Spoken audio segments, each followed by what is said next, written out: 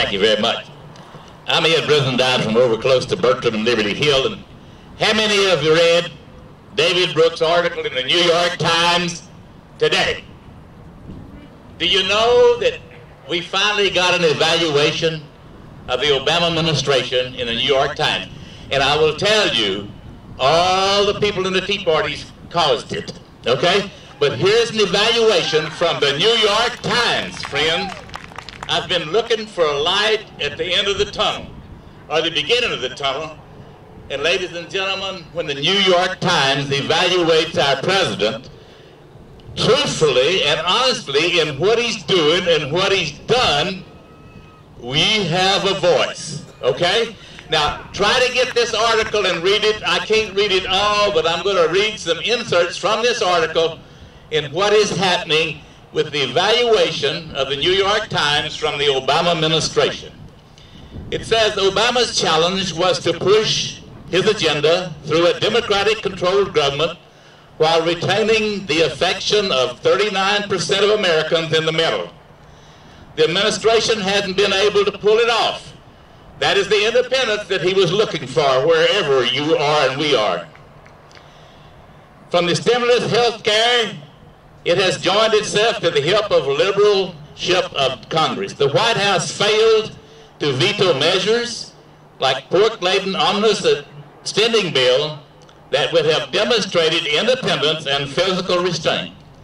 By force of circumstances and by design, the president has promoted one policy after another that increases spending and centralizes power in Washington. Ladies and gentlemen, that is one quote from the New York Times.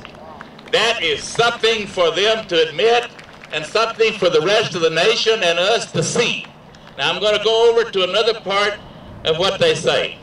Amazingly, some liberals are lashing out at Obama because the entire country doesn't agree with the Huffington Post. Some agree that the administration should just ignore the ignorant masses. There you are, the ignorant masses, the New York Times is calling us. And ram health care through using reconciliation. The legislative maneuver that would reduce the need for moderate voice. Listen to what they're saying. This would be suicidal.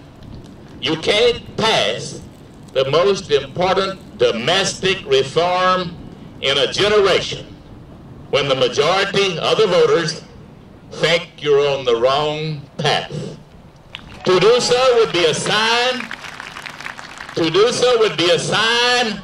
of unmitigated arrogance. If Obama agrees to use reconciliation, he will permanently affix himself to the liberal wing of his party and permanently alienate independence.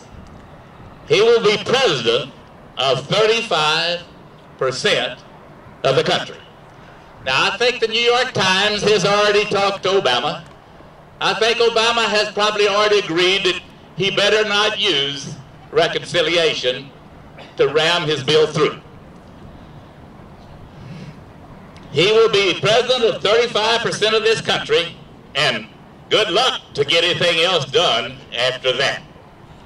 This is a country that has always been suspicious of centralized government. This is a country that has just lived through an economic trauma caused by excessive spending and debt. Most Americans still admire Obama and want him to succeed.